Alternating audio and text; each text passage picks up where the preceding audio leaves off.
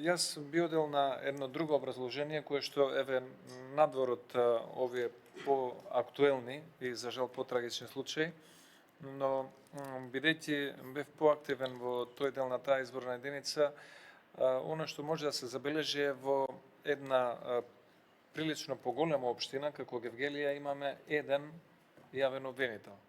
И сега како на сите нас и на него може да му се случи боледување, не дај Боже, смртен случај, друга спреченост да врши работа за која што има надлежност.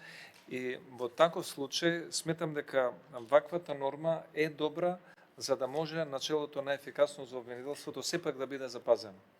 Обвинителството тие ресурси кои што ги има во регионот или на државно ниво, да може во случај на вакви непредвидени ситуации да ги искористи своите човечки потенцијали кадровски, за да може сепак да постапува. Благодарам.